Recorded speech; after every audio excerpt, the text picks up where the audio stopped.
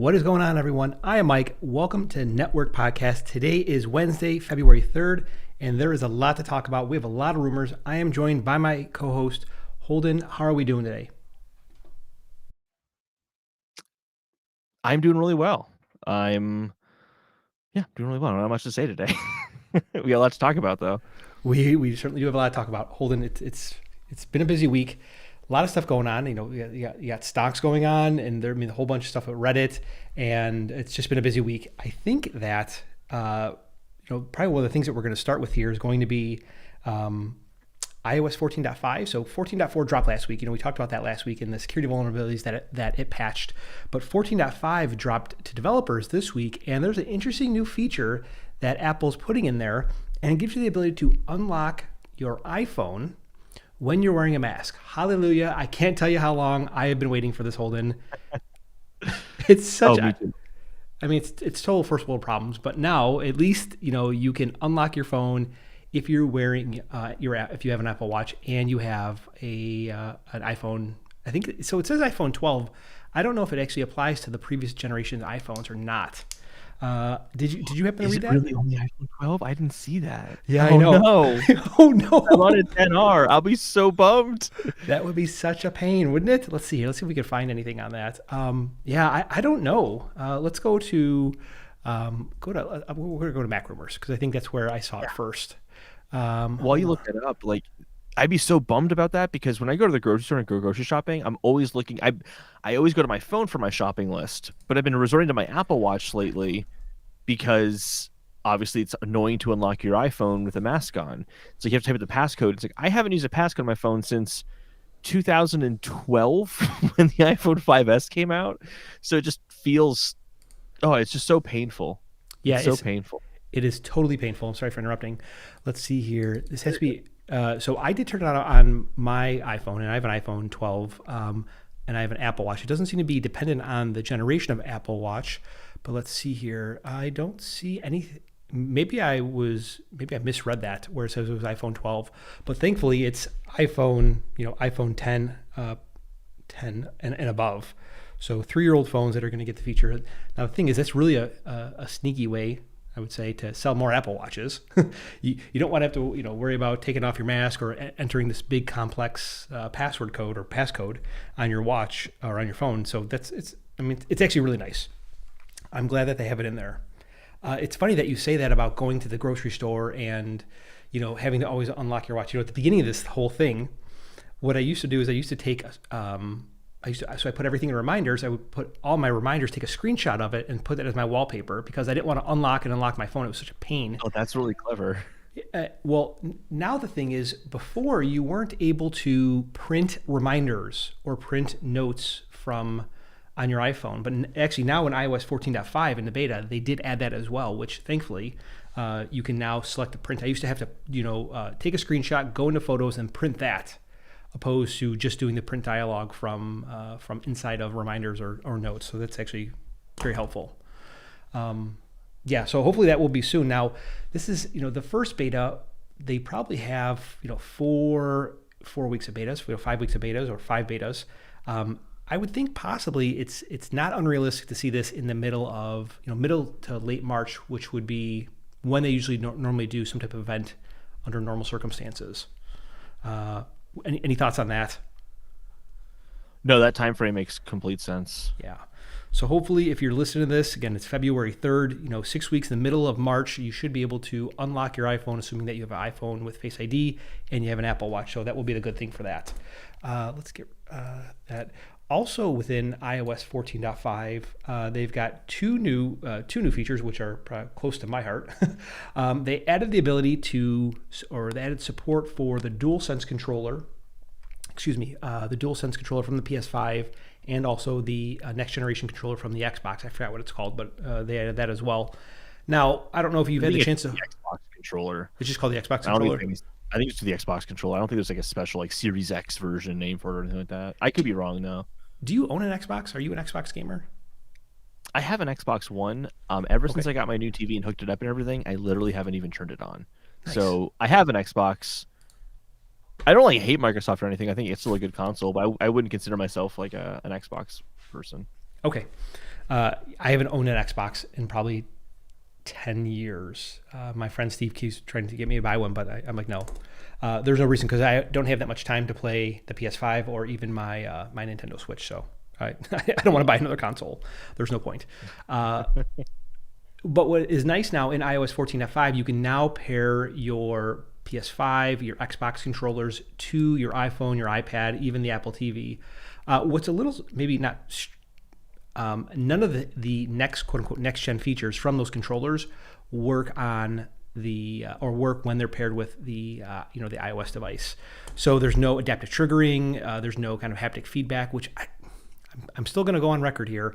I really think that they are going to do a remote control or a gaming controller, which would be really nice. But I would like to see that some type of at least maybe initial support for those features when you're playing games, because that's what really makes it kind of stand out. But I guess you'd want them to do it on their own controller before they do it on anybody else's. Mm-hmm. Yeah, that is I can't believe how many people ask about, hey, how do I pair my PS5 controller to my my iPad to play games? People ask that question very often, so at least we're able to tell you it'll be coming soon. I don't know what the delay was. Like, what's the difference? Like, is it so much different that it wouldn't have just worked to begin with? That's what I find really funny. Yeah. Like, so, go ahead. These adaptive triggers and haptic feedback is the main differentiator. It still has the same buttons. It still has the cross, the circle, triangle, square. All that's it's all the same stuff.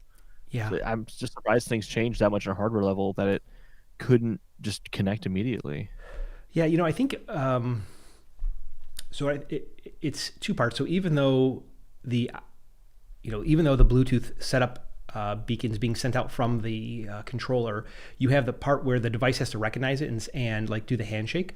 So I think it's Apple willfully saying we're not ready to bring this on for whatever reason, because you could pair them with an Android device. I think it's a little bit more open on their side of the fence, which obviously makes sense. But I think maybe Apple's just reluctant to support that for whatever reason. Maybe those developers were busy doing other things like building controllers. Who knows? But I think we'll know that answer in the next few weeks when it becomes public. The controller support, not the new controller that I keep fantasizing about. I don't know why. Yeah, Apple, I think, would make a really dope controller. Although it'd be a fingerprint magnet, I bet. Yeah, it would be a fingerprint Maybe magnet. old Apple would be like that. So it'd be a fingerprint magnet. I think it's a pretty safe bet. But I wonder if it would have like good ergonomics, because the Magic Mouse is probably the worst mouse for ergonomics in the world, and the trackpad ain't bad, but the Magic Mouse is just dumb. Like they would make you'd be holding the controller and you'd probably have to charge it like directly into a button. Like that's where the lightning, and it would charge via lightning probably. That would be the other thing. It would be just so ridiculously Apple. Oh man, that would be so aggravating. Anyways, I don't know if you can tell, but I'm severely scarred from charging, from Magic Mouse charging. Go ahead. What they would do is it would be right in the handle where your hand grips it. Yeah. So like in order to charge it, you literally can't even hold it. Like yeah, it'd be something ridiculous like that. That would be so dumb. Magic Mouse, at least. This controller is so ergonomic that we don't want you to hold it all the time. Yeah, it'd be silly. The other thing that they added in 14.5, again, this is the future release of 14.5, is Apple Fitness Plus AirPlay 2 support. So the ability to go ahead and stream your AirPlay 2 workout. I forgot to record. I'm sorry, I just didn't mean to cut you off. I totally forgot to record. Oh, that's okay. Is it too late? No, that's okay. We'll just start recording right now. I'll have the first few minutes of audio with the application. All right. Sorry, I didn't mean to cut you off. I just wanted to say that before it got too late. No, that's okay. Thank you. I appreciate it. So anyone, yeah, that's fine. And then the third big thing that's in there that I saw was the ability to support AirPlay 2 for Apple Fitness from your Apple Watch to anything that's not anything that supports AirPlay 2 that is not an Apple TV. Now I don't know how much you've played around with Apple Fitness Plus, but the cool thing about it is, and please stop me if you're if you know this already, But when you're airplaying your workout when you're doing a workout on your watch to either your iPad, which I'm putting at my iPad right now, or your Apple TV, the cool thing is that you get your metrics right on the display. And that's because of the secure connection between your watch and the destination device. Well, AirPlay 2, they don't have that ability. And when you're working out in the future, if you want to do this, you're only going to get the workout and no metrics. So none of your health metrics are going to show up on screen, like your burn bar, your activity rings, and things like that, which I guess that's okay. It's a really good or clever way, in my opinion, for them to continue to sell hardware like the Apple TV, which you're just giving these little small reasons, the way that you can remove friction from the experience, and I think a lot of people will buy into it. I don't know about you. I still think that is a primary, kind of important aspect of Fitness Plus, though, is to have those metrics there. Yeah, I agree as well. The metrics really make it kind of worth it, because you can like when you're in a workout, you actually don't see your metrics. You see your workout metrics that you're currently in. You don't see your overall like activity ring, your number of minutes you're working out, or your stand ring. You don't see that while you're in a workout. So it's really just kind of an additional motivation, like you said, to continue to push on. Now, whether or not people are going to find that motivation worth $150 or $160, because I think that's what they cost right now for the Apple TV, that remains to be seen. That remains to be seen. I would venture that they would have to make a pretty significant upgrade to the Apple TV for most people to buy it. Like, it's got to be very compelling. We talked about gaming being one reason, and I think that there'd have to be a significant health component, and maybe even like an AV component or audiovisual component, for it to be worthwhile and worth the upgrade in terms of getting people to buy into that. Because we just said a minute ago, you can get most of the things. You can get iTunes movies, you can get your Apple Music, you can get AirPlay on these other kind of quote these dumb boxes, right? Your television, a smart TV, the speakers that support AirPlay 2. So you got to find ways to be interesting and innovate for your hardware platform. Let's see here. Anything else about iOS 14.5 Beta 1 that you want to talk about here? I just want to say one more time, I Sure. cannot wait for the mask unlock with Apple Watch. I just have to say it again. That's all. I just have to say it again. Very excited. Did we get an answer on if it works in anything but an iPhone 12? It doesn't, I thought I read one article that said iPhone 12, which is why I mentioned it, but I don't see that mentioned anywhere else. I don't see that Mac Rumors, at least, and this is from Monday when it came out. Let's see here. This features enable manually. Things like App Store purchase payments will not be able to authenticate. Oh, this is interesting.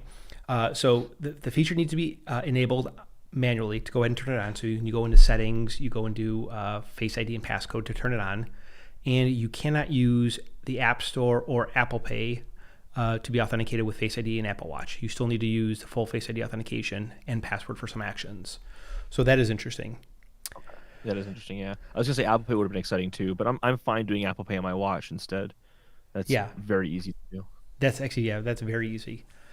I sometimes don't, I forget about it, where I go to use Apple Pay, and I'm like, oh, here, let me take my mask off to use. I'm like, oh wait, no, I can just do it on my watch. It's much simpler.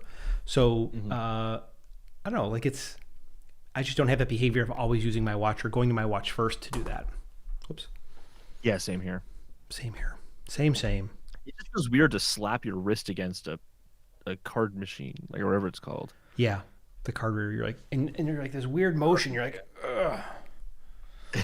Yeah. For those of you who are listening and not watching, on and at the card anymore. I can't even see it. Yeah, kind of an adjunct topic to this. I don't know if you saw this, but Samsung is discontinuing their EMV emulation. So where they had on Samsung Pay, where they used to be able to emulate a card being swiped on the mag reader, they're discontinuing that. They're only doing that for Google Pay. They're only doing Google Pay right now. I read this just a couple weeks ago. So you would actually swipe your phone across, No, what would happen is you would do, you'd hit a button just like you do on your iPhone, and yeah, it would the phone would talk to the card reader, and it would emulate a card being swiped. it's actually it's really cool. Hold on, let me find it here. Samsung Pay Yeah. being discontinued. Let's see here. Let's see here. This. Just 1 second here, bud. So this is the Galaxy S21 doesn't support Samsung Pay's most convenient feature. No more tricking payment terminals into thinking that you swiped a card. And I'll put it here. Beach ball. Samsung has confirmed. Oh, I get it. It would on the card reader itself Yes. emulate the card being. I get it now. And it's called MST. I thought you were emulating the action of doing it, and it would no. like. Yeah. Okay, I get you now. Magnetic secure transfer. It basically fools the card reader. Yes. Let's see here. Yeah, so that's gone as of the S21. I find that interesting that they're doing that because they did buy the company that had that technology right when Apple Pay came out. So about 4 or 5 years ago. It seems so convenient. I'm surprised that they would take that away. Yeah, I don't know why either. Yeah. Huh. Inquiring minds want to know, Samsung. Inquiring minds want to know. They'll get back to us really soon. They listen every week. Yeah. 816, that's funny. Okay, let's move on to Big Sur 11.2. So Big Sur has been out since November, right around November. And if you're a M1 Mac Mini owner, you've probably been in some form of hell since then, because there's been a lot of Bluetooth problems for the Mac Mini in terms of flakiness, right? And that is now addressed, at least. So I've been perusing my Twitter feed and talking to people that are still having issues with Bluetooth. So if you connect your mouse via Bluetooth, your keyboard, it's just really, really flaky, intermittent connections between that. I don't have that problem. I don't know what it is. But many people complain about the connections on the Mac Mini. Now, the one thing that they did fix that was absolutely just a huge pain for me was you weren't, anytime that you had an external display tied to your M1, you would not get the full resolution after waking from sleep like 2 or 3 times. So like I'd turn on my computer and all of a sudden I'd have like an 800 by 600 display. I'm like, what is going on here? And it was like all pixels that are probably about the size of fingernails. It would hurt my eyes so much. But thankfully they fixed that now, and that's no longer happening. Let's see here. Nothing else in 11.2 kind of as of that's worth notable. All right, hold on 1 second here.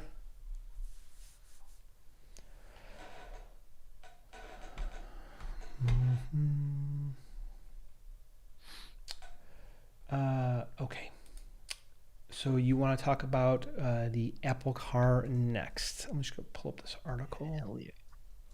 Oh, I didn't read the new health accessory shit. Crap, I didn't mean to curse. Sorry, I don't know what the cursing restrictions are here. So That's okay. I try to refrain. Yeah, I usually edit it out. Okay. So as long as not every other word is F-bomb. I. Yeah, F-bomb. Actually, I do curse a lot. Actually, I can hold it back. I don't need to curse, but I do curse a lot. Yeah.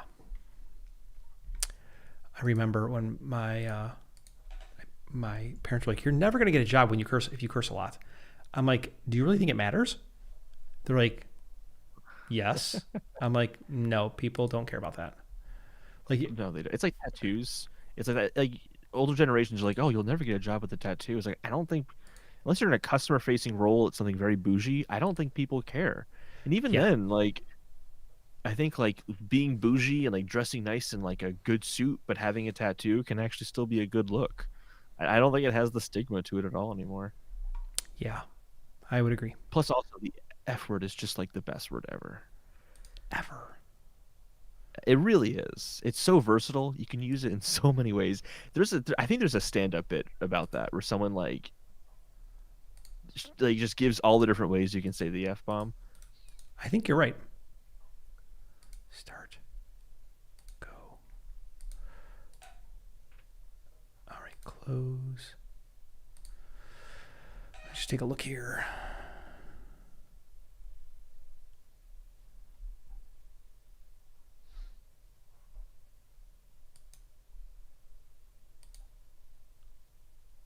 Weird. I'm reading that article right now. Hold Yeah, no worries. The Apple Car one. on. Yes. Yeah.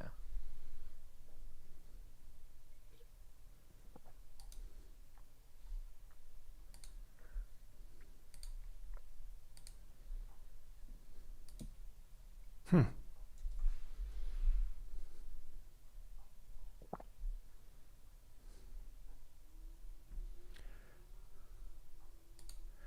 Okay. For some reason, in the window, the stream was showing it like very, very, like maximum zoomed in, and you just saw my lips. And I'm like, what is going on? That doesn't look right. So I'm like, I think we need to fix the stream, Mike. Okay. Let's see here.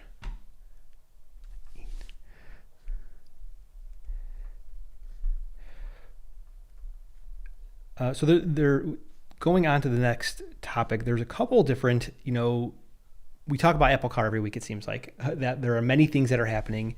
And the first thing that I found was interesting is that Apple is getting more and more serious about their Apple Car.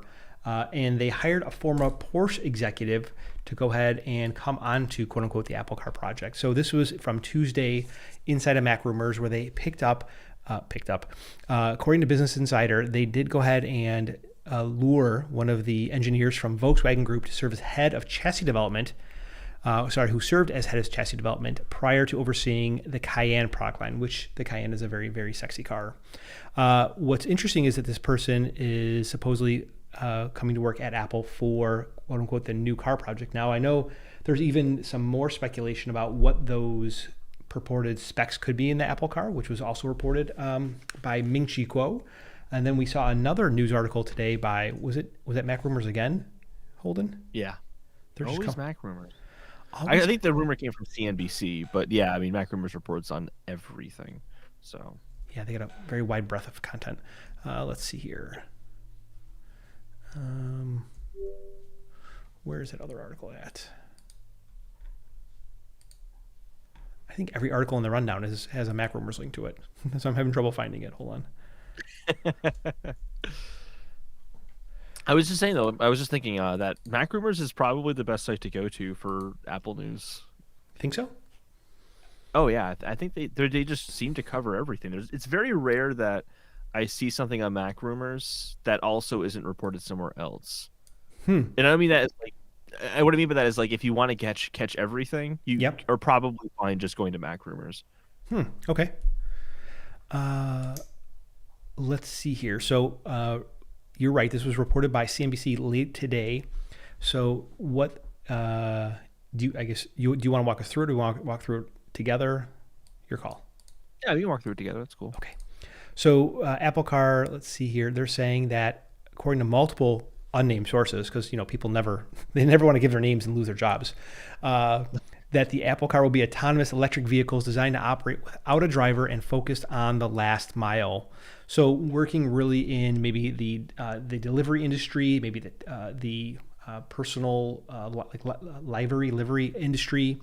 And CNBC speculates that Apple Car would be designed for food delivery operations and incorporate robot taxis. So I don't know if you remember this, Holden. It might be about 2 years ago that Apple became like a majority or an investor in Didi. I think that's how you pronounce it. Didi is a car hailing service or car sharing service in China. Apple invests in Didi. Every time I say China like that, it reminds me of what was his name? There was this show that Crank Yankers. You ever watch that? No. Oh my God, it was so funny. It's a show, Crank Yankers. It's like the Muppets, but like they're really obscene and they do crank phone calls. It's really funny. That's good. I love crank phone calls. Yeah. Apple invests $1 billion in Chinese ride-hailing service Didi. Apple said on Thursday it invested $1 billion in Chinese ride-hailing service. a move that Apple chief executive Tim Cook said the company better understand the critical Chinese market. This was in 2016. He's like 1 billion sounds like a lot, but you realize, oh yeah, wait, that's literally nothing for them. Yeah, they made 111 of those billions last quarter. Not a big deal. Tim's like, oh, let me. I just dropped $1 billion out of my pocket. He's like, hey Eddie, can you go check the couch? We need $1 billion. I would hate to be in a bidding war with Apple. Like you're going like, oh gosh, should I go to 1.2 billion? Apple's like, yeah, go for it. 2 billion. Like, damn it, I can't go higher than 1.2. Yeah. Continuing on with the article, let's see here. CNBC speculates that the initial Apple Car could be designed for food delivery. I said that. Somewhere in the U.S. and China, Waymo have public tested robot taxis. Now, the tidbit of Apple to produce a driverless car comes at a wider report suggesting Apple to close on the finalizing of Apple Car deal with Hyundai.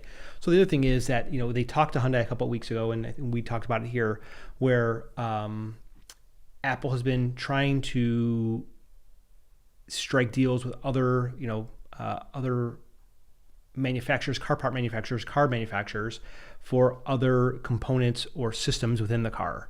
We talked about Canoo, they talked about Hyundai, and several others, which is interesting. So it shows that they are getting more and more serious, and who knows, maybe Dan Riccio is going to do this whole thing in like 2025. We'll see. Yeah, I think this is. I mean, usually I don't like. I like all rumors. They're just fun to talk about and think about. But usually you have to put a huge grain of salt in with from unnamed sources, because they could just literally be lying for a headline. Like, you have no idea. But this makes so much sense to me because they're doing this really big push for services. That's like one of their main ventures they want to get into now. So I was kind of texting you ahead before we recorded, but like, what if Apple Car is a car you can buy, but it's most people interact with it as a service, where whether that's just you pay a small fee to get an Uber, just like you would now, or to get an Apple Car, just like you get an Uber, or it's a subscription, like you subscribe to Apple Car, and if you need to ride somewhere, you have like priority access or something like that.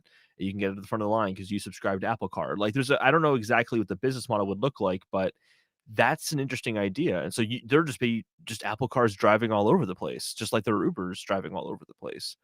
I think that'd be really, really, really fascinating if they treated it like a service first, and then if you just want to have your own because you don't want to wait for anything, you want to go to the grocery store and there's always just one there waiting for you.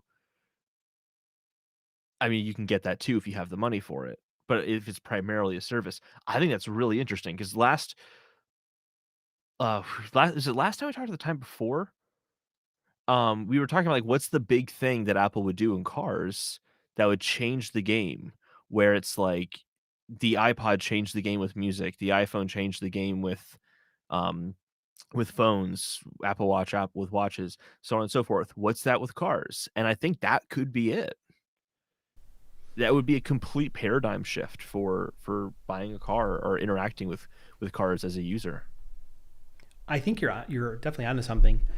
What I also think that could be possible is, at the heart of everything that they are doing nowadays, right? We talk about like the hub and spoke model, where the iPhone is the center of all these other products, services, and accessories that you buy into. So maybe it's not only that, right? Maybe there's a component where if you want to get into the car, you're using your iPhone to unlock it, right? Even though it's not your car, you're getting a temporary key sent to you. If you want to sign on to the service, right? You're doing it through your iPhone or your Apple Watch. It's all integrated into the wallet app where you have those keys stored. I think it's all those things and what also you're suggesting. So there's definitely many fascinating components. There's definitely many facets to it, which would be makes me very hopeful. I think that they would have something very soon. But even if you have cars that are automated, the big problem that people aren't talking about is like roads, right? Like, roads are a really big part of automated cars, because you have roads that, depending on when your city was built and when your community was built, those roads are maybe 15, 20 years old. Like I live in a brand new city. Or when I live in Chicago, those roads are 100 years old. And there's adaptability there that the car needs to have consideration. And how do they solve for that? I don't know. That is interesting, though. Like think Yeah, about you live in the incredibly Northeast, complex. right? I'm sorry, I didn't mean to overtalk you. Go ahead. No, you're fine. You're fine. Like you Yeah, I live live in the Northeast, and the go ahead. You're good. I was gonna say, like, think about the cars in like Boston, or the cars, but the roads in Boston, like the small Mhm. roads inside of like the north end of Boston. That's what it kind of sticks out to me. How those are designed much differently, than I bet, than the roads where you're at where you're at in Rhode Island. Um, like it's there has to be a lot of change, and I don't know how we bridge that gap from the time the car's out to the time that actually is available. Maybe it's not fully automated. It's going to be like last mile, like they suggest. Mhm. Sorry, go ahead. It also could be no, you're fine. It could also be that they release it per city, and they kind of branch it out over time. So like they'll start off in United States only, and only in LA and New York City. If they can get it to adapt to LA and New York City, then they'll do Boston next, they'll do Chicago next, Dallas, Houston, Omaha, so on and so forth until they have you know um, the major cities covered, and then they'll go into rural areas and they kind of go from there. Because yeah, you're right. Like roads in Boston are an absolute nightmare. They're terrible. They're narrow. The paths are confusing. It's and I know obviously a computer can comprehend information much faster than a human can, but it's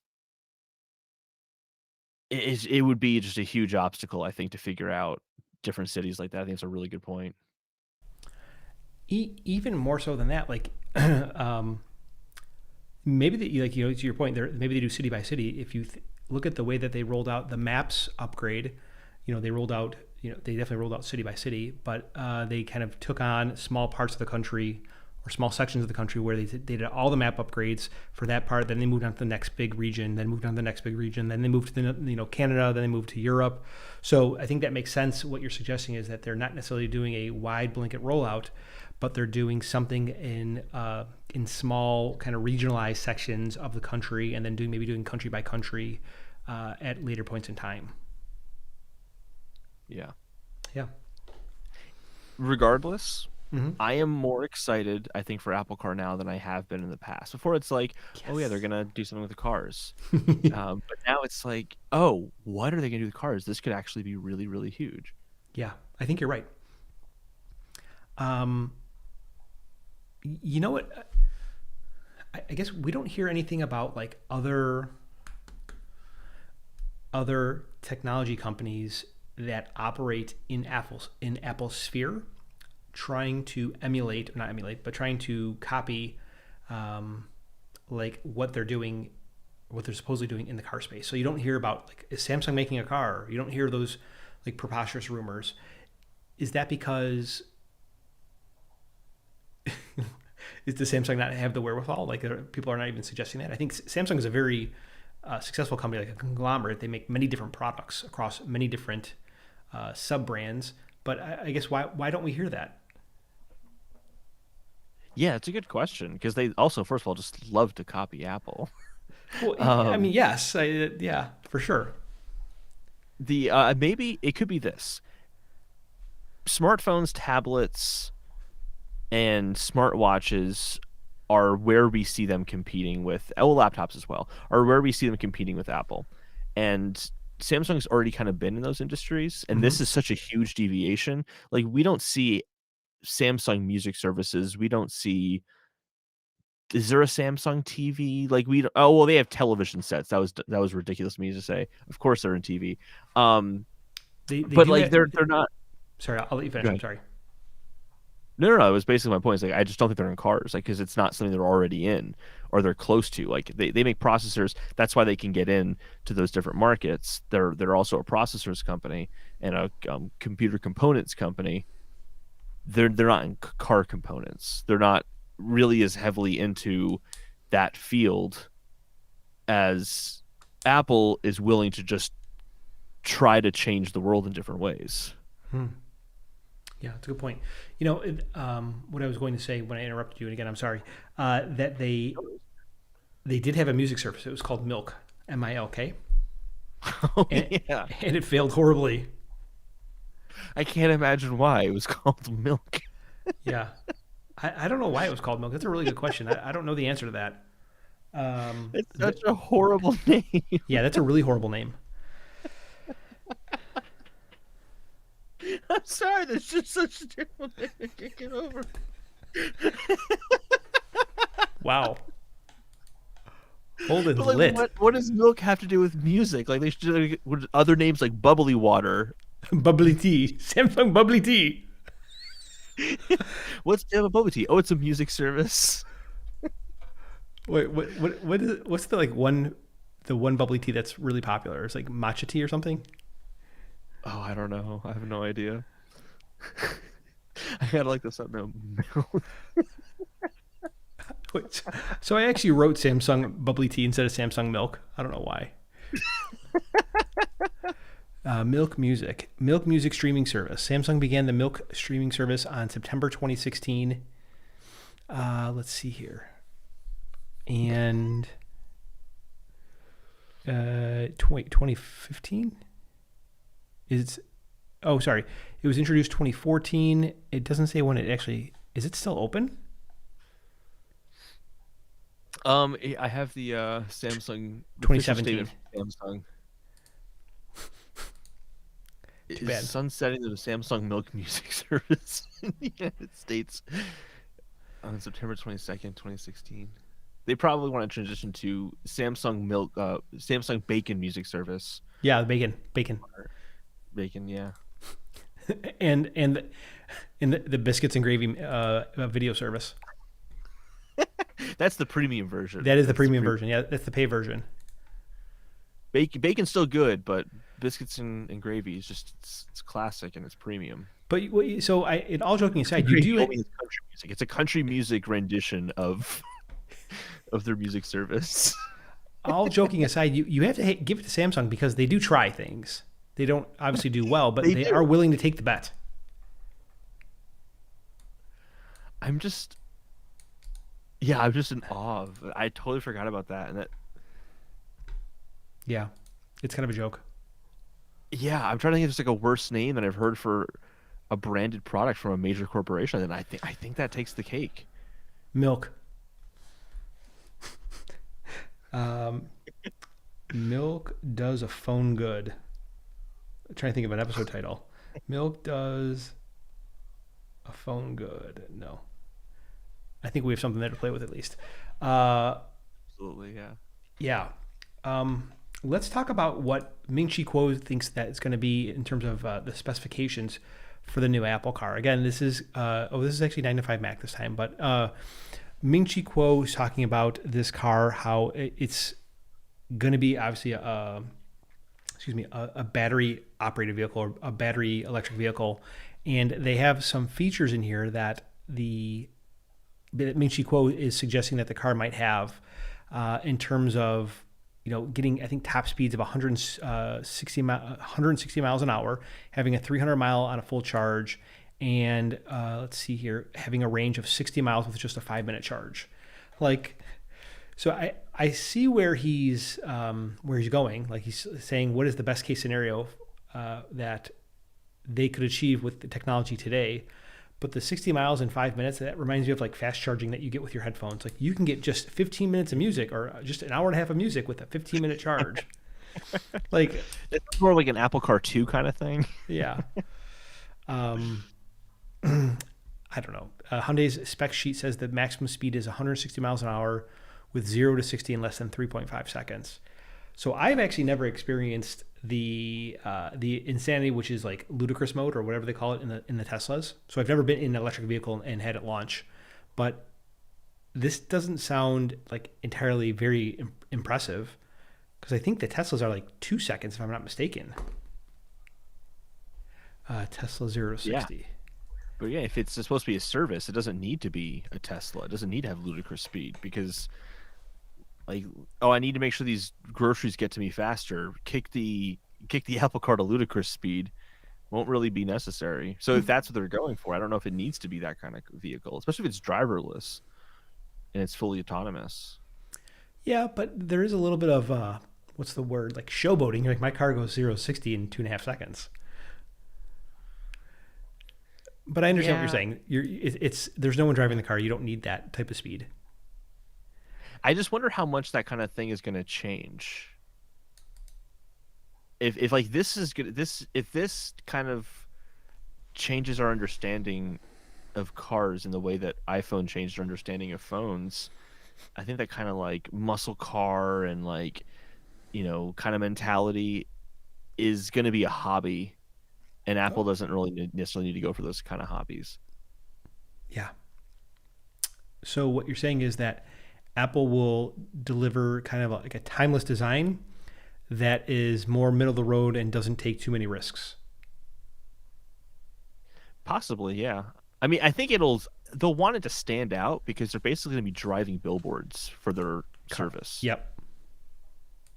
So they'll still want to stand out, but I think timeless is a good way of looking at it. Yeah, like a Porsche. Porsches don't really look that much different. No. Year like 60 years, not 60. I don't know how old Porsches, but like old Porsches don't really look that much different than Porsches nowadays. They're just sleeker, cooler looking. Here's You the other are thing too that just kind of hit right. me. Is because I made that joke about Apple Car 2. If they do a service model, Apple Car 2 is not really going to be a thing. They'll just say like, "Hey, we have improved Apple Car models.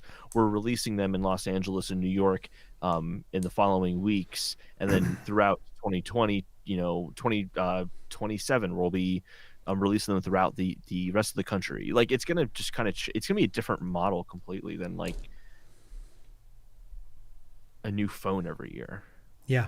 That's kind of away from the story, but I also go back to the whole story though. I don't know much about car specs to begin with, so I read that stuff and I'm like, "Ooh, that sounds kind of cool," but I don't really know much about cars, so Um, I don't, yeah, so that I I was have just no. looking at the specs for the Tesla, and the Tesla Roadster, which isn't out yet.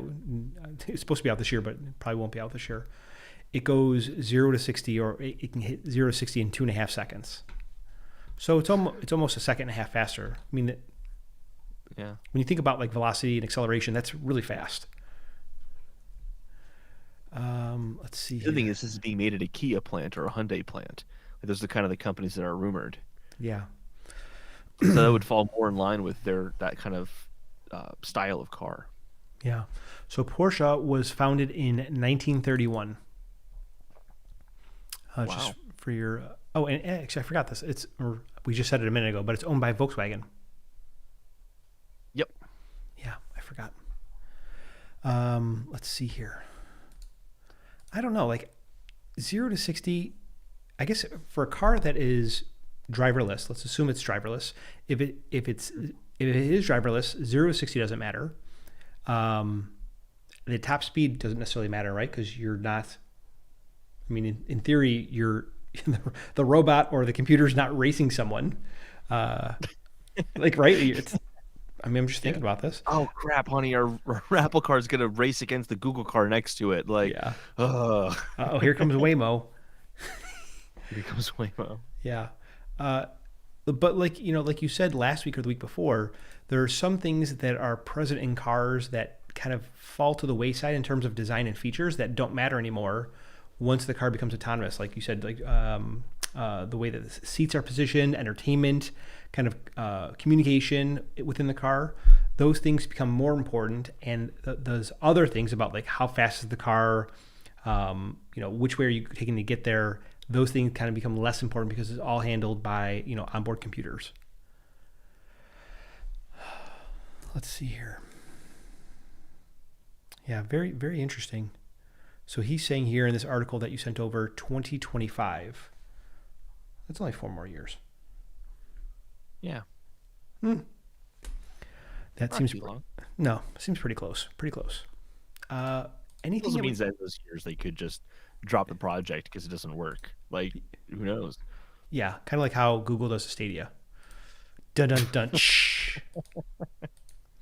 So for those who are listening or watching, I canceled my Stadia account or my Stadia service. I was free for 3 months, but I just didn't use it. So Holden cleverly said, I sent over my cancellation email to him, and he just kind of blanked it out, saying, "You're losing nothing because Stadia gives you nothing." Yeah,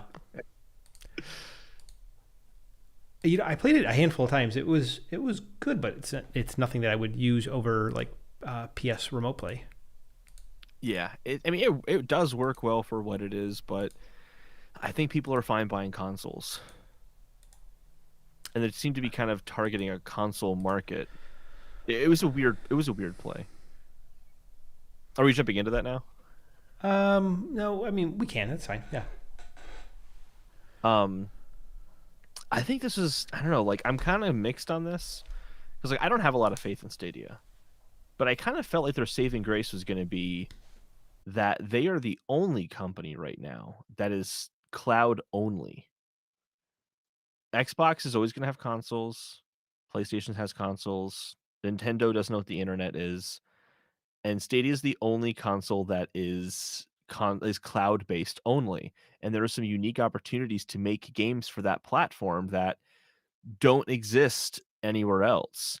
And given how their footprint in the video game market is so low, it's highly, highly unlikely that an Activision or an EA or a Ubisoft or some huge publisher is going to be a part of a massive cloud game, AAA experience that would make Google's platforms shine.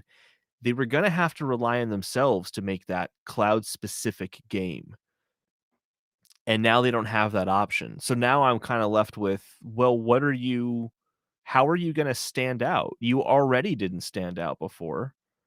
So I'm just very confused by this. I feel like they could have saved themselves if they made the massive risk and made their own games. So the thing that I don't get is, first of all, I think Nintendo not knowing what the internet is classically funny because that's so true. Um, so true. Like their entire the entire online interaction is really really really bad. Um, like I liked what Google was doing in terms of approach for saying, okay, we know how like infra works and how data centers work and how the internet works. We're going to build games using those as our core kind of like design principles, and you game studios work backwards because you know about consoles and performance like on these very very small platforms. Let's work together and we'll build something that's kind of that has the best of both worlds. But then all of a sudden, I mean, that's not all of a sudden, but like it's a year maybe. Is it maybe 18 months? How long is it since Stadia launched? November 2019, I think, is when they launched. Okay, so it's about 18 months, right? 20 November, no, in 2018. So it's like 2 years. Um, 2019, 2019. oh, 2019. Okay, so it's not even 2 years. It's 18 months. Yeah. That they're sunsetting the service. It just seems like they there's all this like gusto and confidence with launching services, but when it comes to like maybe like the short term horizon of it, when it comes to the short term horizon of measuring is it success or is it a failure, they always measure it too early. Like it seems to me where they always kill the service. Yeah. Yeah, absolutely. This is something, so I was planning on doing this whole big video essay series for Respawning Fire on Stadia. I ended up making one episode of it, and I just honestly hated the process of making video essays. So I'm like, screw this. It's just not for me. I like having conversations. I don't like talking to the camera directly, and it Yeah. just feels so weird to me.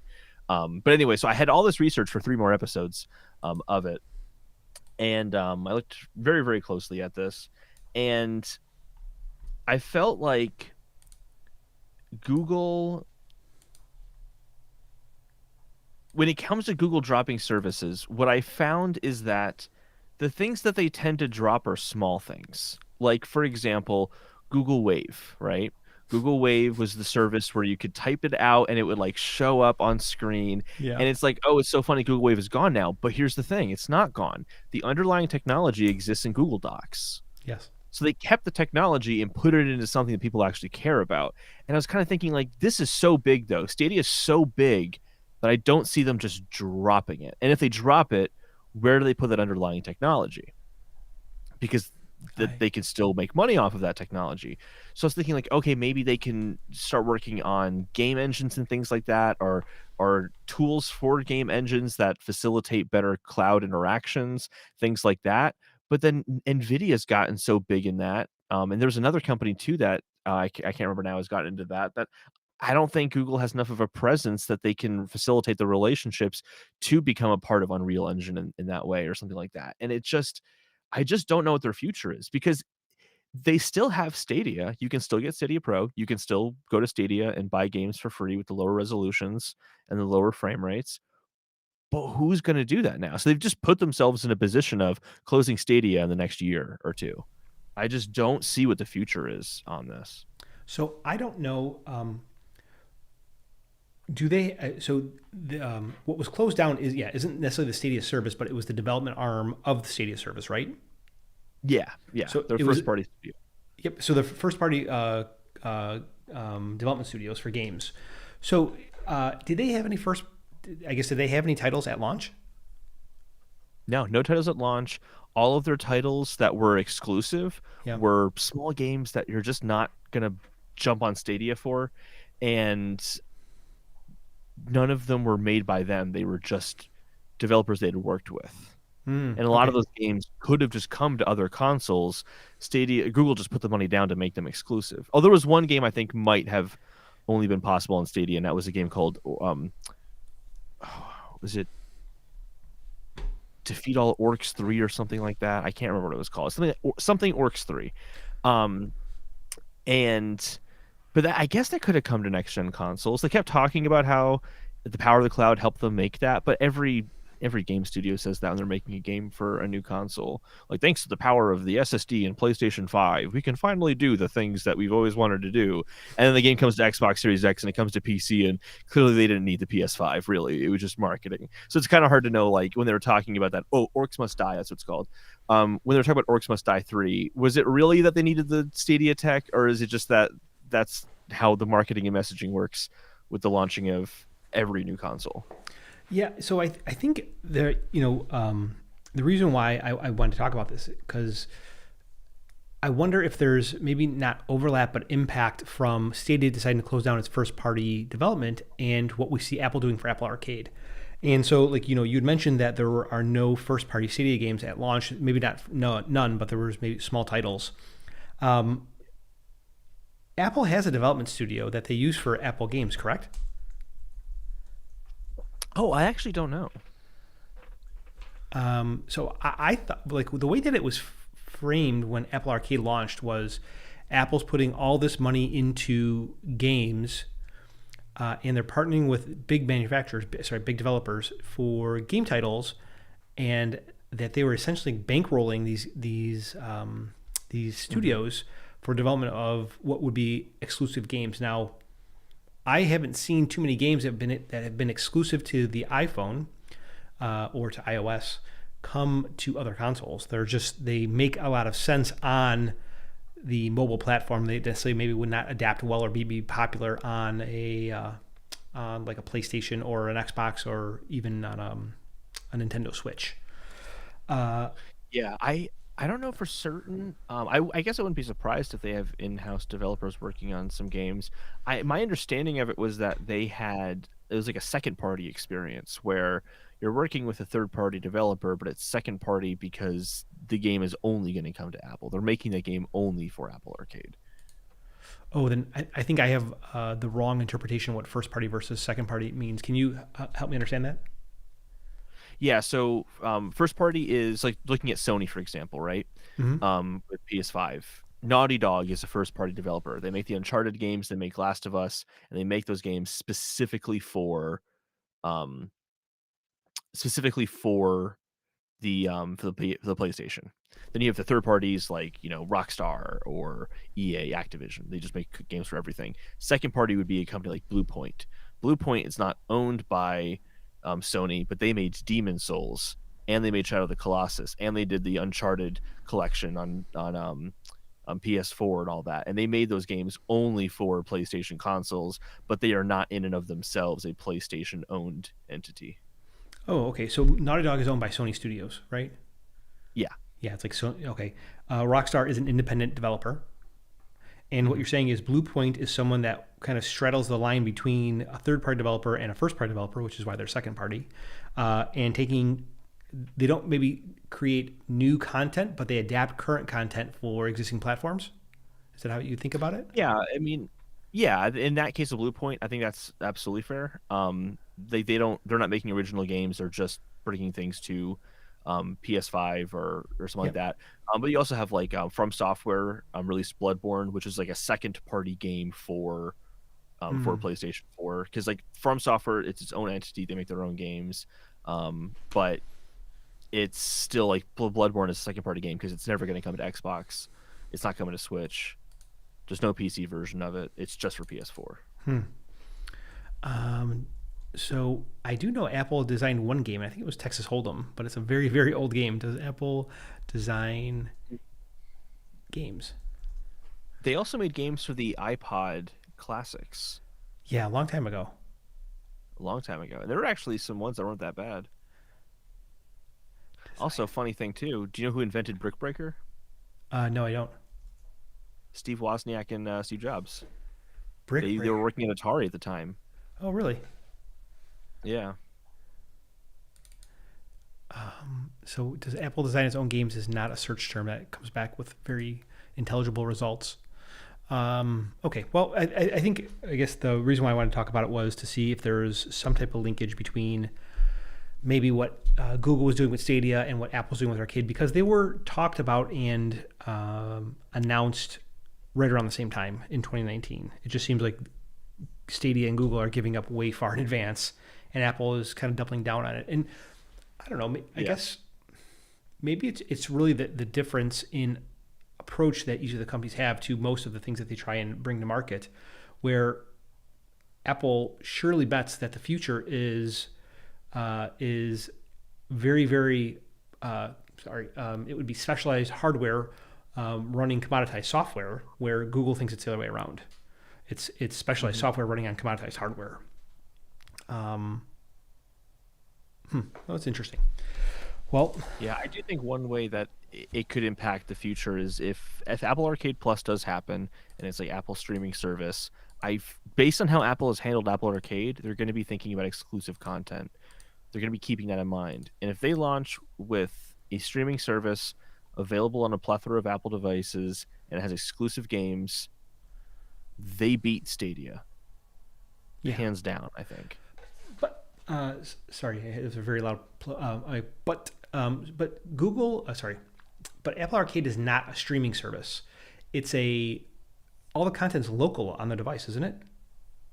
Yeah, this would be a hypothetical Apple Arcade Plus. Okay. Like if they did get into game streaming. But yeah, Apple Arcade is not a streaming service. So what if they did Apple Arcade Plus, but not necessarily as a as a streaming service, but as a way to um, just get higher quality games included in the catalog with better gameplay and kind of better mechanics to it. Would that be appealing? I don't know. I think that might be tough Mm-hmm. because like I feel like it would be like having Apple TV as a subscription service and Mm-hmm. then also having an Apple TV Plus service, but like one has better types of movies in it. And I feel like if they're going to have a game service, it's just going to be all one unless there's something fundamentally different about how they operate. Hmm.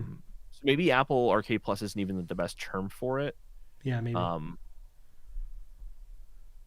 because if they, I feel like I can say what you're saying. Like you have mobile games and you have console games is kind of the distinction Yeah. that's being drawn. Like you have these kind of games that are more mobile oriented, and then you also want to have a place for games that are that AAA console experience.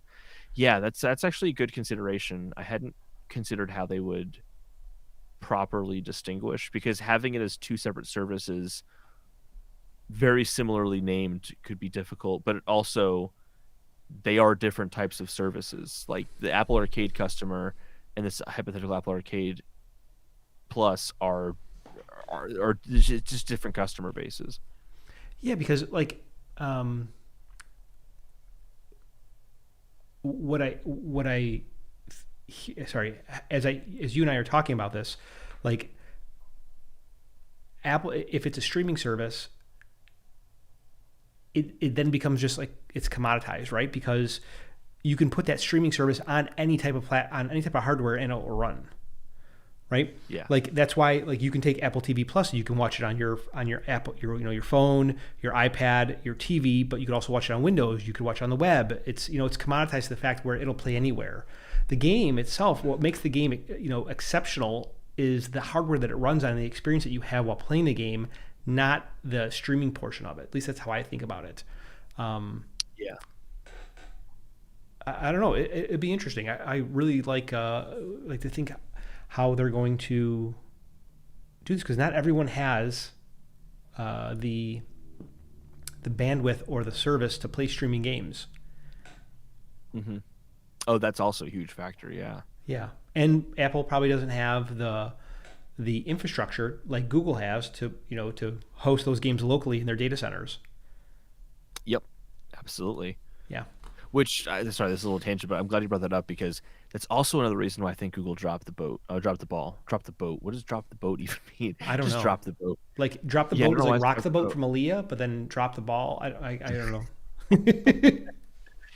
Uh, because Google, Microsoft, and Amazon kind of control the majority of servers globally, Yeah. they're in a unique position to be on top of gaming in the future because they are going to have a better understanding of their infrastructure. They're going to give themselves priority over other people on their that rent out servers from them.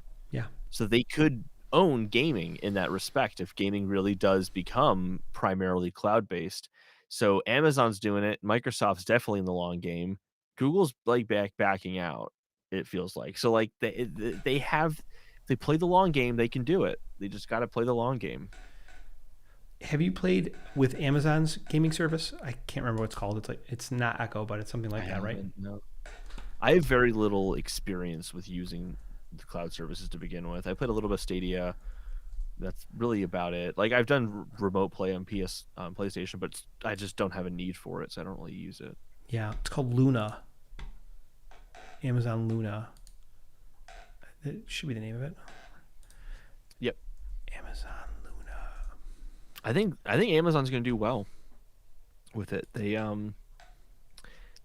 have the largest infrastructure of servers out of any other company. So more than Google, more than Microsoft. By a lot too. Like they're huge. Amazon, Most of the internet that people use is on Amazon servers. yeah. An article from a couple hours ago. New Amazon CEO commits to making video games following closure of Google Stadia Studios.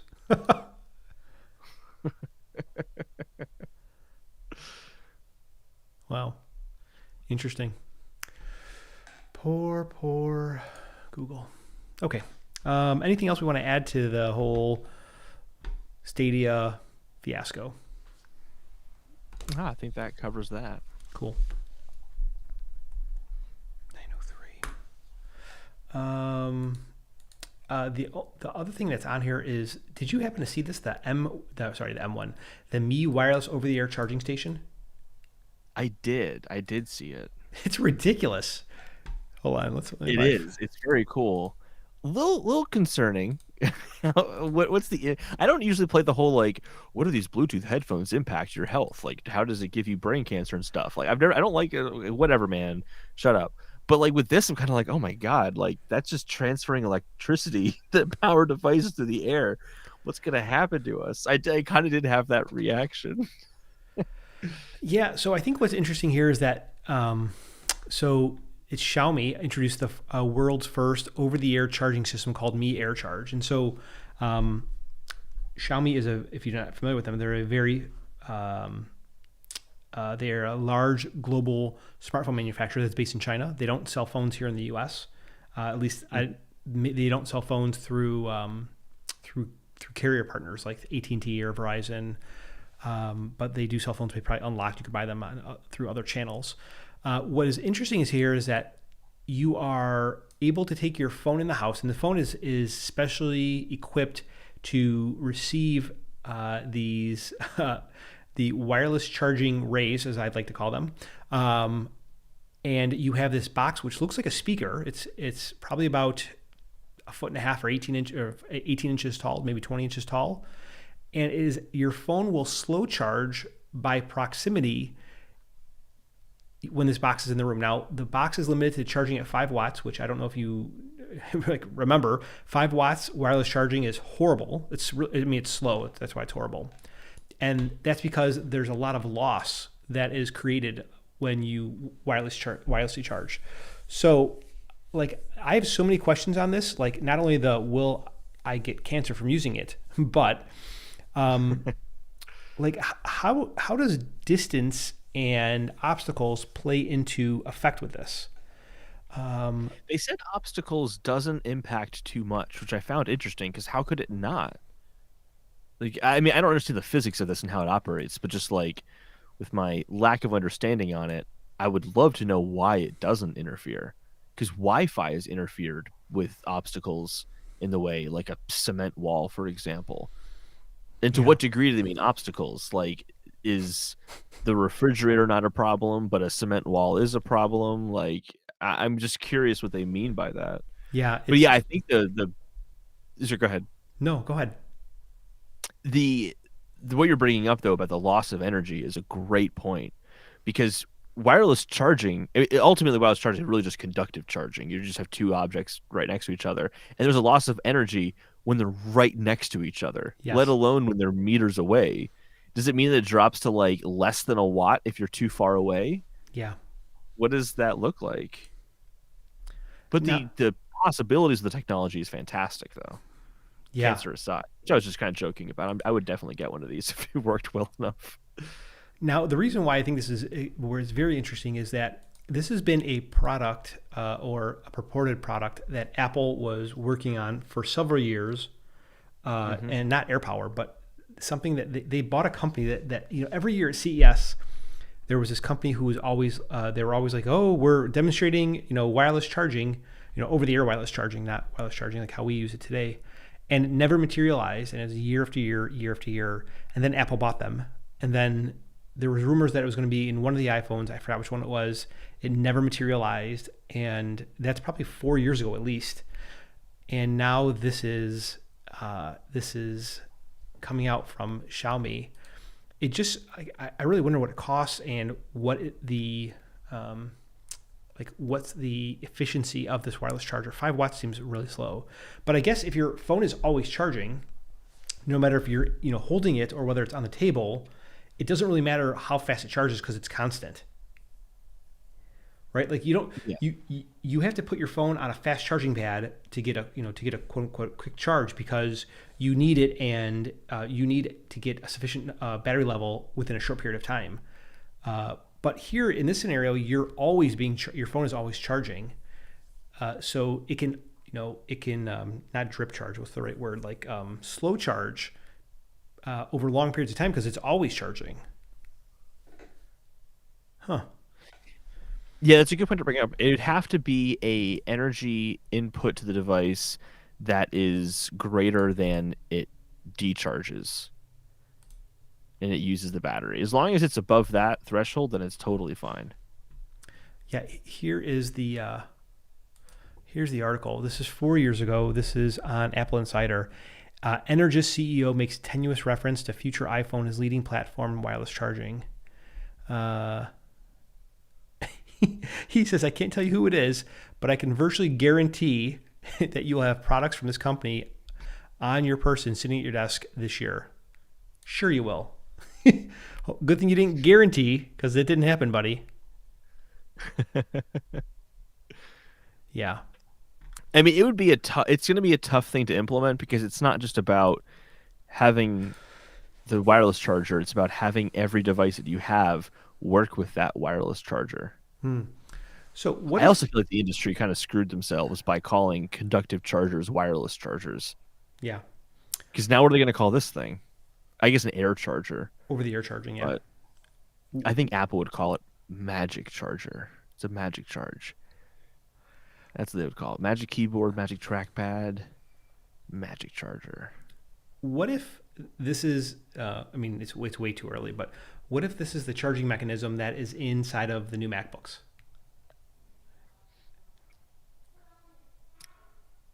That'd be interesting. The device looks really big though. Sorry. Well, yeah. What if the new MacBooks have these antennas in them?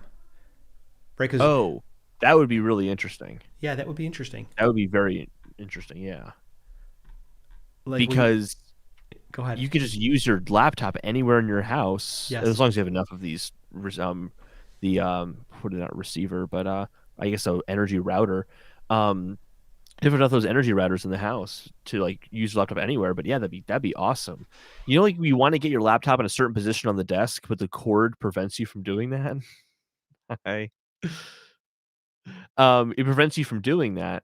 So that would be kind of like a nice way to handle that. And I think the Macs would probably get it before a phone does, just because of the size of a Mac versus the size of an iPhone.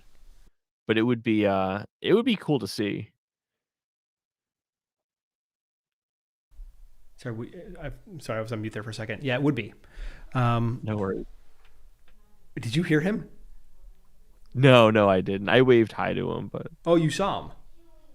yeah, I saw him. Yeah. Oh, that's because I forgot. You can see my camera, not yourself. I understand that.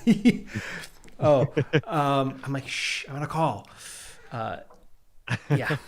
So I think that would be really cool if they were to implement this because, like you said, you could be able to use your Mac anywhere in your house and get all of the benefits of being constantly plugged in without having any of the drawbacks of being tethered to a wall plug. Which it was like, I think Mhm. that's really interesting. Um, It's gonna be a while before we get that though. It's just on me right now. Because an 89-watt charger versus a 5-watt charger. yeah, So I yeah, mean, it might be a while before we see that. But yeah, I mean, once it gets to that point, that'd be incredible. that would be incredible. Okay, let's see here. Do we want to talk about GameStop? It's 12 after 9. I don't mind. I can keep going, but it's up to you. 9:12. I definitely have thoughts, that's for sure. I also tweeted out that I was gonna be talking about it, so Okay, that's cool. you might actually want to read it. Yeah, 9 stocks. Okay, so um, probably the biggest news of the week is all everything that's been going on the past, I would say, 7 days with with on Reddit with Wall Street Bets and GameStop, AMC, and even BlackBerry. So the kids today, no. So there is this kind of shorting of stock that's going on, and I don't want to mischaracterize it. So Holden, if you please correct me if I'm wrong, but what is happening is that there are large hedge funds who traditionally short stocks, which this happens all the time. It's not anything new. And they tend to do stocks that are underperforming for long periods of time to drive the stock down, then to continually buy options on them and then reinvest that money. And Wall Street Bets, the individuals on Wall Street Bets got a whole, wind of it, or they were somehow brought into it, and they started driving the stock up, which had adverse effects on those hedge funds, where they had to lose a lot of money. Let's just say that. Holden, help me fill in the gaps there. So where am I kind of coloring or characterizing this incorrectly? Yeah, and just to I want to kind of do a little disclaimer beforehand. I am very new to learning about stocks. I have spent a ton of time in the past like week and a half looking into this because I find the stories really fascinating. And I basically did a really, really heavy self-driven crash course on how all this stuff works. So I feel like I am in a good place, but don't take anything I'm saying as like fact because I am new to this. So what you're saying is that you're not a financial advisor, Holden? I'm not a financial advisor. Definitely not a financial advisor. So yeah, the shorting is a pretty standard practice actually. It's basically to kind of to explain like how it works.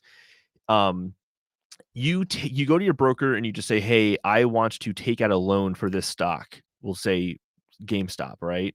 And GameStop's trading for $10 at the time. And they think, well, we think that it's going to go down to 5. So they take that loan stock that they got and then they sell it immediately for $10, the market value. But now they own as a loan to their broker that stock. So they hope that the price goes down so they can buy the stock back again at $5, and then they can repay the loan with that $5 stock, and they keep the $5 difference. So it's kind of basically like how that's working. Okay. It's not like, I think people are kind of talking about it as if it's like market manipulation. It's no more market manipulating than buying a stock normally would be. The manipulation tends to come in when these hedge funds will put out fake news stories and stuff like that to purposely drive down a stock because they say this company is really horrible. So like, and the shorting has been going on for years. It's been going on for a very, very long time. And what kind of prompted this uprise is that one of the Redditors, his name is Deep. I'm gonna say the F bomb. Can I drop the F bomb? Sure, go ahead. It's part of his name. It's part of the story. The guy's name on Reddit is called Deep Fucking Value, and he also goes by on YouTube Roaring Kitty. And in late 2019, he realized that the stock was way undervalued. His argument is pretty simple. It's like, look, this is not a company that probably has a very long future, but the drive to digital is not going to be as fast as people think that it is. They have a high number of Power Up Rewards members that are loyal to, like 55 million Power Up Rewards members. And their stores actually have positive cash flow. So they're not in like they're not like a great position, but they're not in a terrible one either. And he's saying that the stock value is under where it should be. So he bought $50,000 worth of GameStop stocks back in September 2019 at $4 a share. So he's doing really well, but it kind of brought a lot of people saying, you're crazy, this is nuts. And then over the course of 2020, more and more people started to kind of go in on this until in 2020, end of 2020, the stock price had gotten up to like $18, I think. So he had already done really, really well. But because all these other hedge funds were shorting the stock so heavily and they were constantly taking out these loans to buy more stock, they did this to such a degree that there's actually more loans out for the stock than there is actual stock, which is where that 120% number comes from. So basically what Wall Street Bets realizes is that this is going to be a squeeze because they're going to have, as the price goes up too high, the hedge funds are going to have to start paying a lot of interest to keep the shorts going, or they're going to try to cash out.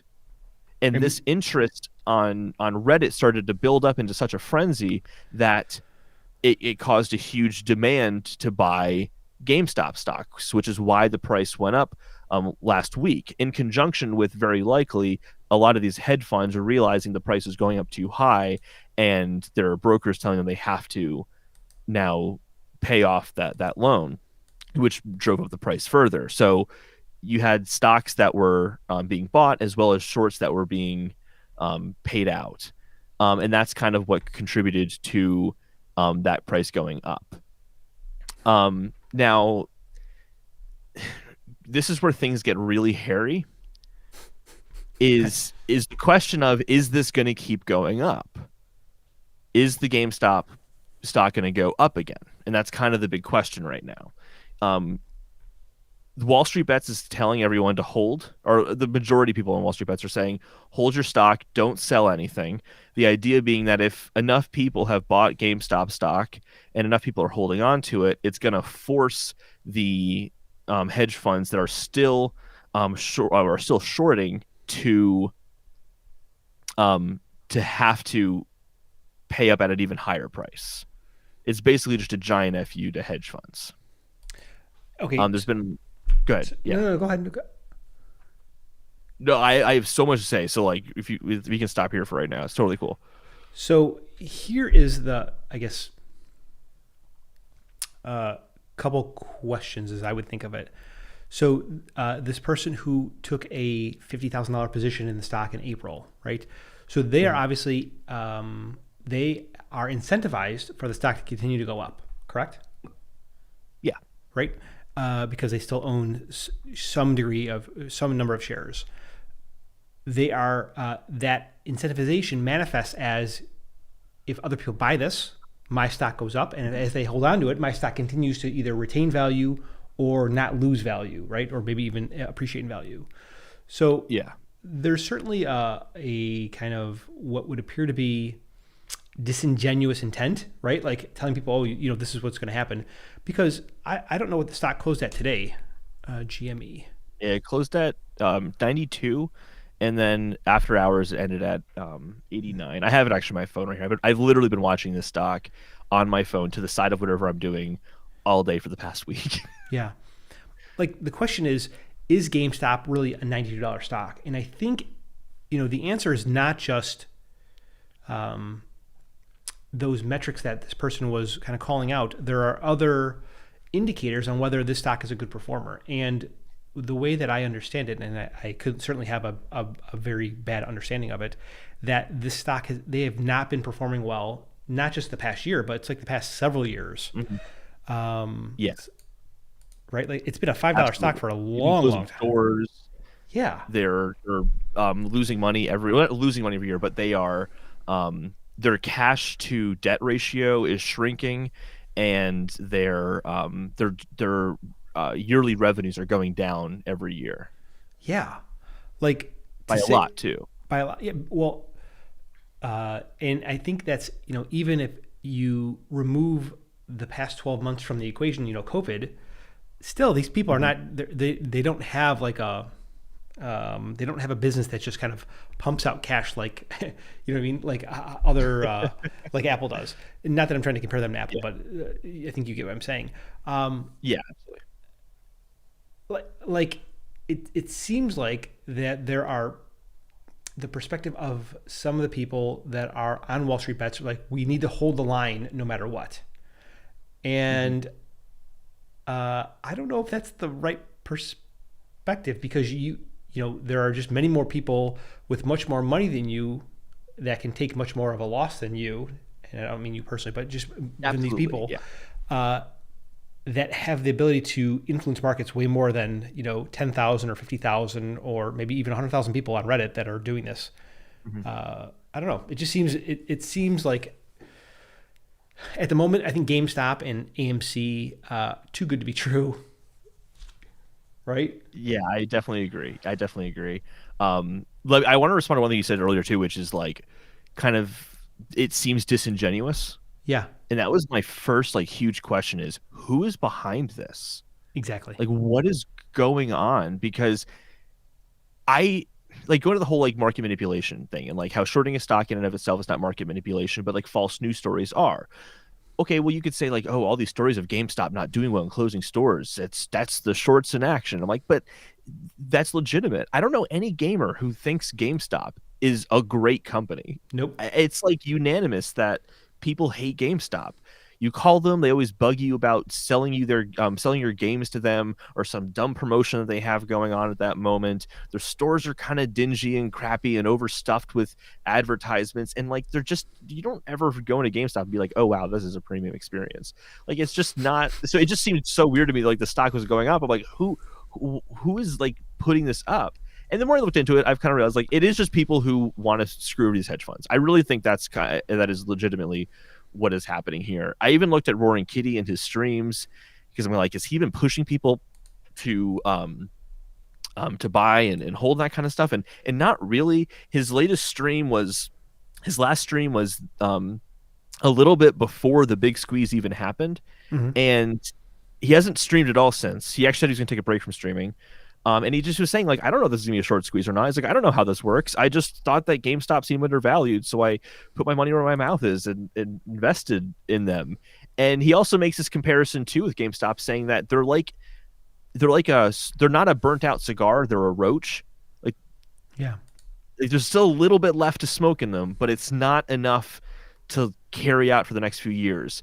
So, like, I kind of feel like it is genuine in the sense that people are trying to screw over the hedge funds as opposed to like they're pretty open about that, but I shouldn't say genuine, because like they say what they mean, but I don't think this is necessarily the most genuine way to do it. And I think one thing you also there nailed it on that too, which is you're you're going up against hedge funds who have way more capital, who have been doing this professionally for as their career. Like this is what they do. They're way Yeah. better at this than Wall Street Bets is. This is like saying we're gonna beat the Yankees, so let's get a bunch of random people from the internet and crowd a baseball field so we can beat the Yankees in a baseball game. It's like you're not gonna do it. The Yankees are gonna beat you every time. Yeah. And If the you bet. want to, go Sorry, go ahead. ahead. No, no. No. Go ahead. It's just the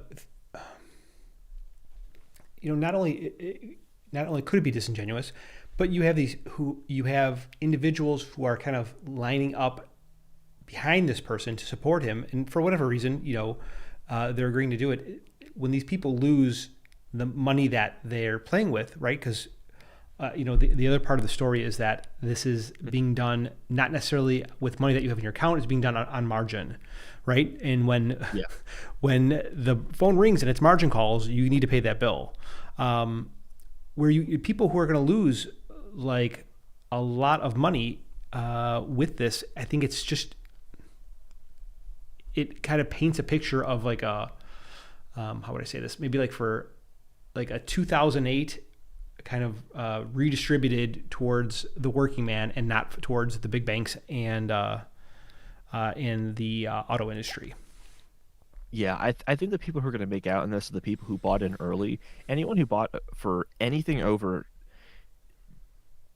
anyone who bought anything over for like $200, I really feel like is going to get screwed. I know there are some people who put in money because they knew it was going to be a loss. They just want to contribute to this movement. That's totally cool. I'm worried about the people who put in margins, who have margin accounts with these brokers like Webull or Robinhood and all that kind of stuff. I'm really worried about them because it's just from what I've seen, it's not going back up again. And there's a few reasons for this. I've been following the memes and kind of what the memes are saying on Wall Street Bets, and there's two that I just want to call out as just simply not accurate. Okay. And I figured out this isn't accurate based on like my week of research into this. So like It's fluid. it's yeah. So like yeah, again, take this with a grain of salt. But like to me, it doesn't seem very accurate. So there's two things I want to talk about. One of them first, which is the Volkswagen comparison, because there's this Volkswagen big squeeze, right, that happened in 2008, Mm-hmm. and just to 2 seconds on that. I don't want to be too long because that's a whole other huge topic.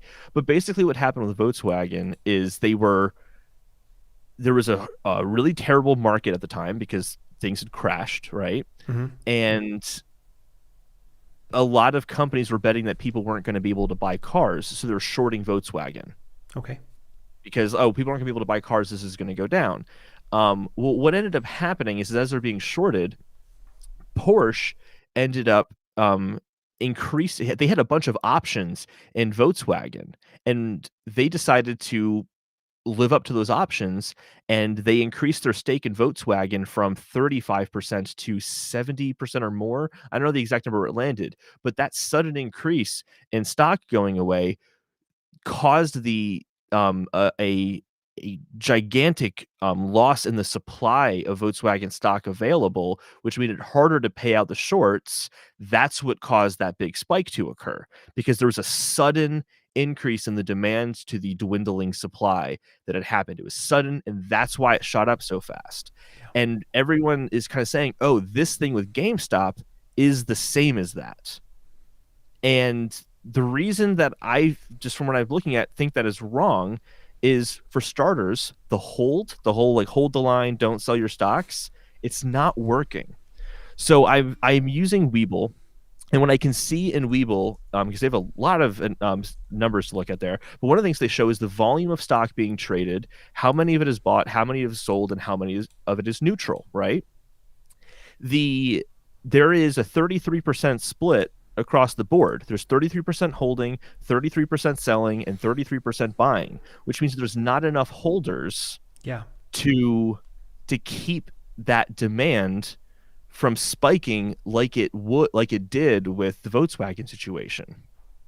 So that's one element of it. The second point is there's this I think misconception on what days to cover means. I keep seeing this is going to spike on Thursday or Friday because they have 2.5 days to cover this. They have 2.5 days to pay back shorts. Here's the issue with that. Days to cover is not actually a deadline. Days to cover is a ratio of how many stocks are shorted versus the trading volume per day. And it's saying that if you were to pay out your shorts to the maximum amount of the volume per day, then it would take 2.5 days to pay off all the shorts. It's not a deadline. It's a ratio. It's like a liquidity rating, like how long it would take you to call all that back. Is that how I think of it? Yeah, exactly. So people are treating it like on Thursday, suddenly this is going to spike up because the hedge funds are going to have to pay up. They don't have to. But that's not how that works. They don't have to. They can continue to paying interest or brokerage fees or however it works with their broker. They just continue paying those fees for as long as they want. And so I think that what's happening here is that the hedge funds are going to slowly buy back their shorts over time, which is why the trading volume is so insanely high on GameStop this week, but the value is still going down. So I feel like it's not going to spike. This squeeze, it is going to be squeezed, but it's going to happen without a spike and long and drawn out over time. Yeah. So it says here, days to cover. I'm just reading from the internet. Is calculated by taking the current number of shorted shares and dividing by the number of average daily trading volume for the company in question. For example, if investors have shorted 2 million shares of ABC, its average daily volume is 1 million shares per day. It has 2 days to cover. So what you're saying is, in the example where are they talking about GME or is it AMC or what is it? Either one of them. Okay. I think GME is 2.5 days, but either way, there's no deadline is kind of the point. Yeah. There's no hardened deadline. A broker can still say, pay up now, buddy, but I don't see sign of that happening. Yeah. I just sent you 2 links while we were talking. So one is to Chris Sacca. He's one of the original investors from Twitter, and he has got like this 10 tweet or nested tweet, thread tweet, whatever you want to call it, where he talks about what's been going on. It's really interesting, so you have a chance to read it. And then I also sent you a link to this video. It's so funny. It's Hodel Gang. Have you ever seen it before? No. Oh my God, we gotta watch it together. It's so funny. Click the link. There's no one on the stream, so it doesn't matter. Oh, that's Shamath, the guy at the very beginning. Yeah.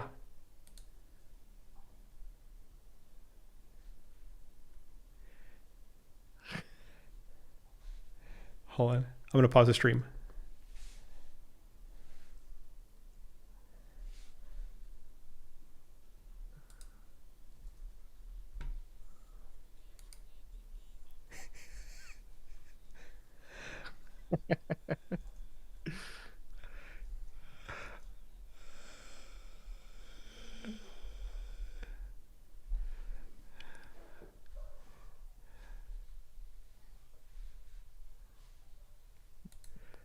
So it's super funny. Super funny.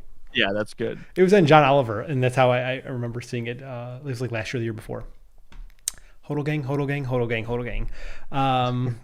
So I'm like, Hodel Gang, Holden. Anything else we want to talk about tonight? I actually had a third point really quickly. This one's much quicker, I promise. Sure. No, that's fine. The other ones are long tangents. The other thing that's being mentioned as to the stock shortage percentage is 120, 140%. That gets updated every 2 weeks. So people saying, oh, it's still 120%, they haven't closed out their shares yet. It's because the number literally hasn't been updated. Yeah. It's going to be updated on Friday. But there's another company called FINRA. They're a private organization, and they track that every day. The shortage percentage is now 226%. And the reason, I think, is that they're buying shorts on the $300 plus values so they can short the stock throughout the week and make up losses from the first shorts that didn't work out. Yeah. So the hedge funds are going to come out on top on this, and people are going to get hurt are people who bought in way too high. Yes. Which is, I mean, that's I mean, it's like a pyramid scheme at this point where people are just trying to get in because they have FOMO, right? They don't want to miss out, and they're like, oh, I got to get in because everyone's telling me it's going up. I got to buy. Yeah. Like when my friends, want to be part of the movement. yeah, like when my friends tell me, hey, Mike, did you hear about XY stock? I'm like, okay, if you're hearing about it, you shouldn't be buying it because you are the top of the pyramid, right? Like it's very, no, I mean, bottom of the pyramid, not top of the pyramid. Yeah, yeah, absolutely, yeah. Like the people who it's are great when you're. Go ahead, no, you're on it. No, I've been talking way too much. You go ahead. No, yeah. So people, when like your friends who normally don't talk about any of this stuff start asking you questions, you know that right there it's getting ready to collapse very soon because these people who don't know anything about stocks or maybe nothing, but they don't have like the breadth of knowledge and experience of investing, and they start talking about it. You're like, okay, something's going to collapse real soon, right? Because they are the part of the pyramid scheme. Mm-hmm. Crazy. Yeah, I went to a pyramid scheme meeting with a friend of mine once because he was going to invest in it, and I was just like, I'm not going to buy anything. I just want to see what this is like. And it's always the one guy who's like, I have made so much money off of this, and this has been so lucrative for me. And it's like, yeah, it's lucrative for him because he needs you guys to keep buying into it as well. It's like Amway products. Like he made $40 million one day on this, or up to 40 million, depending on whatever ends up happening. He's that guy who's like, hey, I did so well with this. Like, yeah, you did well with this because you bought in 2019. That's why you did so well with this. It's not the same for everyone else who bought it on Wednesday and Thursday and Friday last week. No, you bought it $4 a share 12 months ago. Yeah, that's why he can hold too, because even at $90, where it's at right now, he's still killing it. He's still crushing it. Yeah, you're right. You are right. Anything else that you want to add to it? No, I feel like I went on way long tangents on that one, so my apologies for that. Oh, no need to apologize. It's all good. Yeah, no need to apologize at all. Let's see here. We are 9:37. All right, Mr. Holden, let me know, where can everyone find you at? You can find me at Respawn Aim Fire, which is a video game podcast if you want to hear more video game discussions and that kind of stuff. I'm also just on Twitter at Holden Depardo, but I'm mostly on Respawn Aim Fire. That's my other thing. Okay, well, thanks very much, Holden. Actually, that's a note that I should probably update your Twitter handle. It does show your last name on there. I don't think I've ever noticed that it's wrong. Twitter handle. Does it say at Holden? No, it says at Holden Depardo, but it doesn't say Respawn Aim Fire. Oh, it's whatever. Okay. My Twitter account says at Respawn Aim Fire on it, so okay, it'll work out. Well, that's all good. Holden, thank you very much for joining me today. It was great talking to you about all the crazy things, including that Xiaomi wireless charger that who knows what's going to happen with that, and Hodl gang. Holden, we'll talk to you next one. All right. Have a good one, Mike. You too.